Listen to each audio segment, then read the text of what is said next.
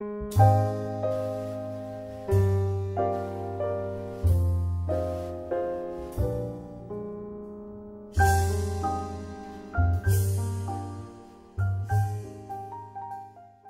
and welcome to another video with Leslie.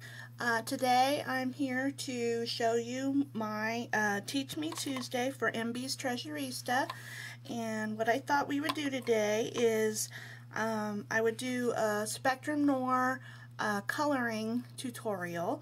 So I know there's some tutorials out there for Spectrum Noir, but there's always, you know, some people do things a little differently than others, and it's always good to know different techniques on how to use these wonderful markers. So I thought this would be a good Teach Me Tuesday tutorial.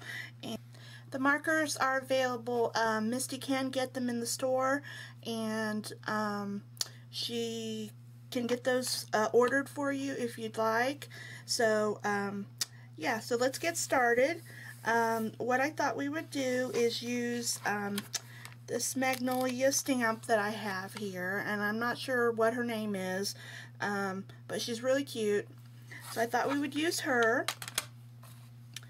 And what I usually do is I use the Memento Tuxedo Black ink, as it's fade resistant and tends not to smear. So I thought we would use this ink. So we'll go ahead and ink her up and get a nice generous coating of the ink on the stamp. Alright. Okay, and we'll go ahead and stamp her out.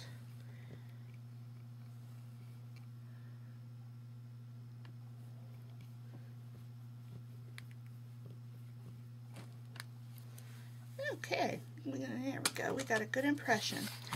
Okay, usually I tend to work on the hair first. What I've decided to use is give her a golden brown hair coloring. So the three colors that I am using are GB 8, 9, and 10.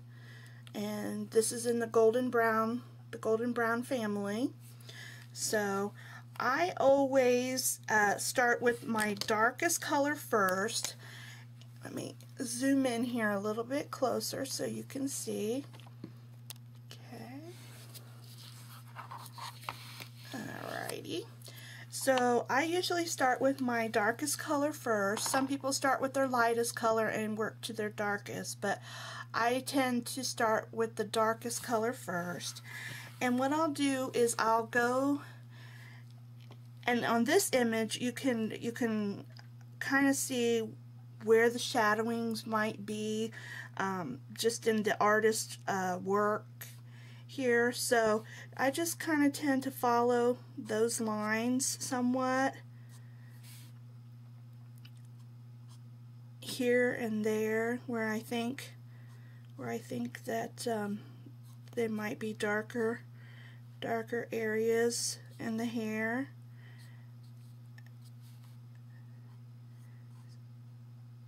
Okay.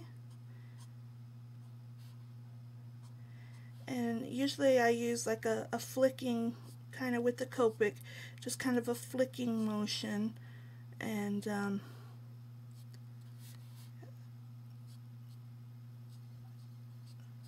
okay, so I'll kind of just go through and make some darker lines like that. Okay, and that way I know where my dark lines are going to be. And then I'll go with the medium color.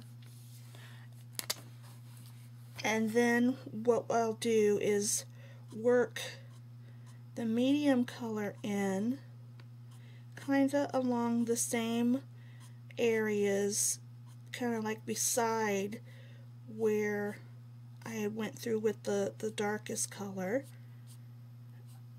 And the hair is always the hardest. It seems like it's always the hardest part of the coloring.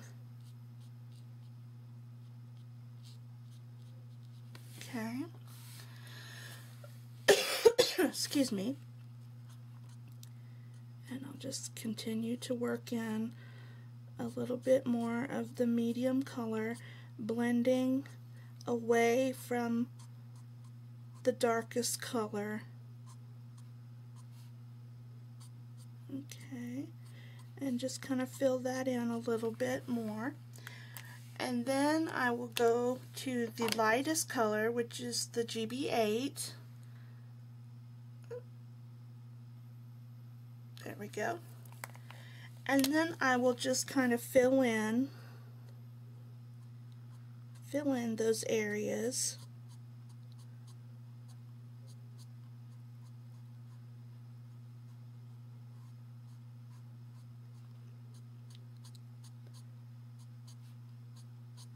And what I will do is I will go over the whole darker areas also, and that blends everything together.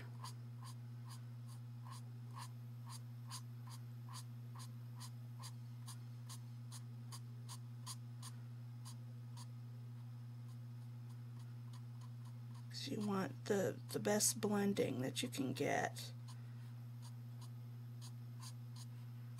And you can kind of see now that everything is blending, starting to blend.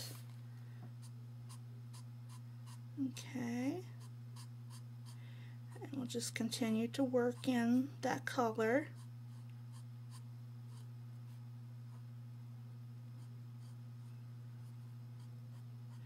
Have to go in probably with some more darker right around her face here, since this would be a shadow, more of a shadow there around her face.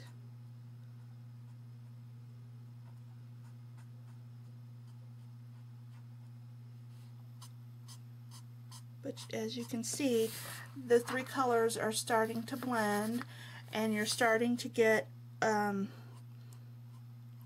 more of like the wispy look here, and especially with the hair that has the black lines already from the artist's drawing, that really helps in, you know, in allowing you to know where to add your color. So we'll just continue on. Hopefully you can see here, and this is like the filler color mostly. That, you know, the lightest color is going to be the most color that you use, the most of. The darker and the medium just get very little.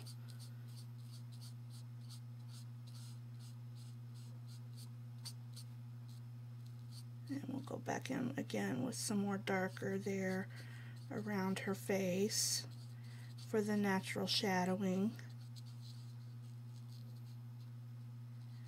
And I've just found that the best thing is just practice. Just, you know, you've got your stamp, just, you know, stamp out a bunch of them on your paper, and just continue just to keep practicing and keep practicing, and eventually you'll get the hang of it, because like I had never had Copics before I bought these, so you know, I just kind of watched some of the Copic tutorials to kind of learn a little bit on how to do these. But you can see how it's kind of blended in, and you've got your darker areas and then your lighter color also. So we'll go back in with our darkest color, a little bit more here around her face, because that's more of a darker area.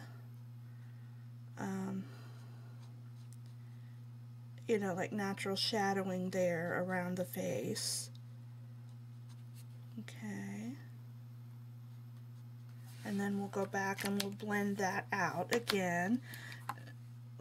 Go again with the medium color.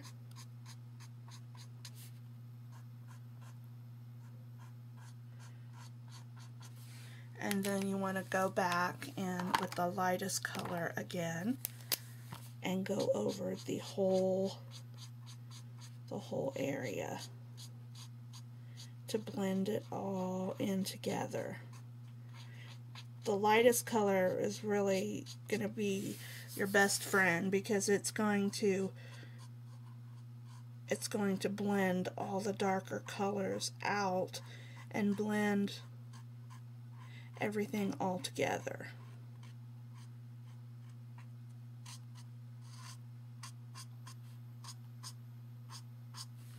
Okay, and then if you want to go back in, you can go back in with your, I'm going to go back in with my medium color again because some of those have kind of faded out a little, and just go back in and make some more wispies.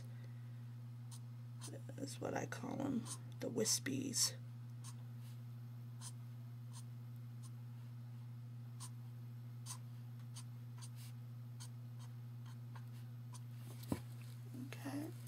So that's how I do the hair,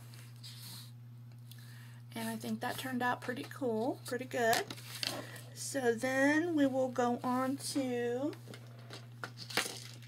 next thing I do is the skin coloring,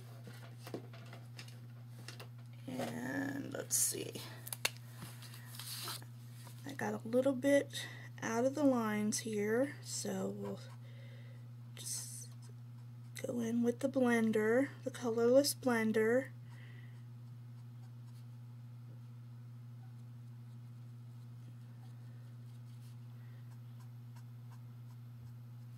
in a couple of areas there, okay.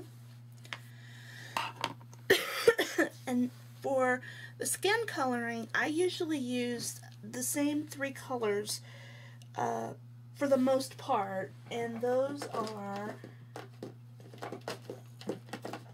sorry, I'm getting them out of here, out of my storage cubby. I usually use FS2, 3, and FS6. That's usually the color combo that I like the best.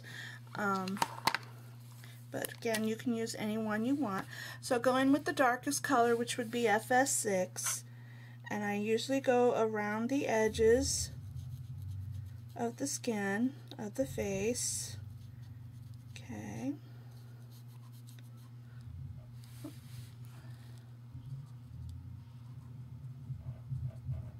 I like to do that first.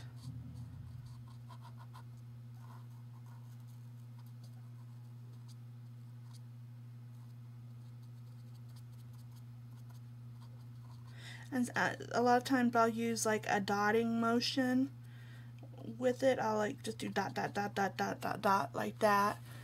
Okay. And then we'll go in with the second color, which is the FS2. And we'll blend the darker color out. And I usually just go like this.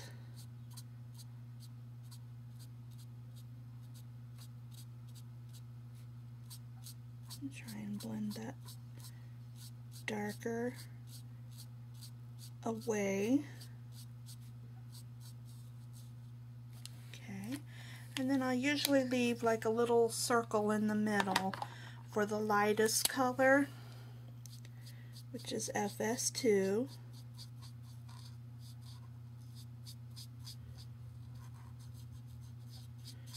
And then what I'll do is I'll go over the whole thing with the FS2 to blend that all together.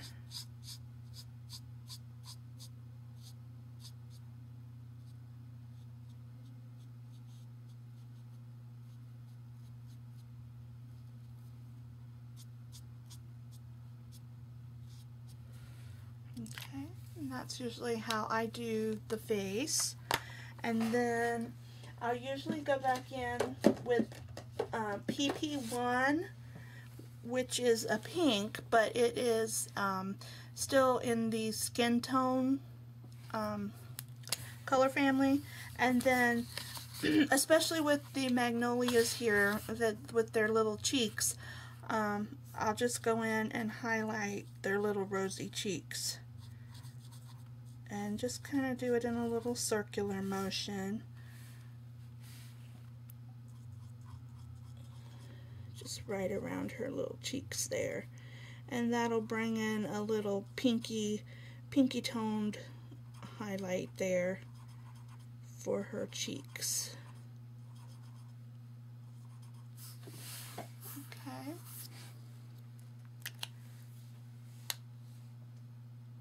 Alright. And now we'll go ahead and continue on with her legs. So now we're done with the skin coloring, and now we'll do her dress. And I think we're going to color them blue. And this, I'm using IB 1, 2, and 3, ice blue.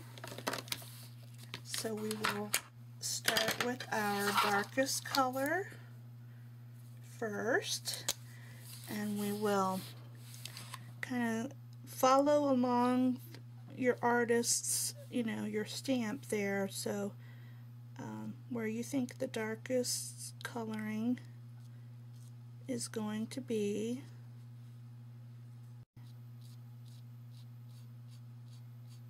and we will give some dark around the edge here.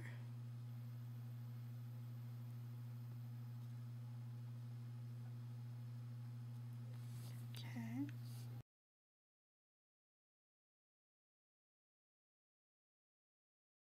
So there's her dress. Okay, and so then all we have left now to do is her shoes. And for the shoes, I use it's in the ice gray family, and I use IG9, IG7, and IG6. Okay.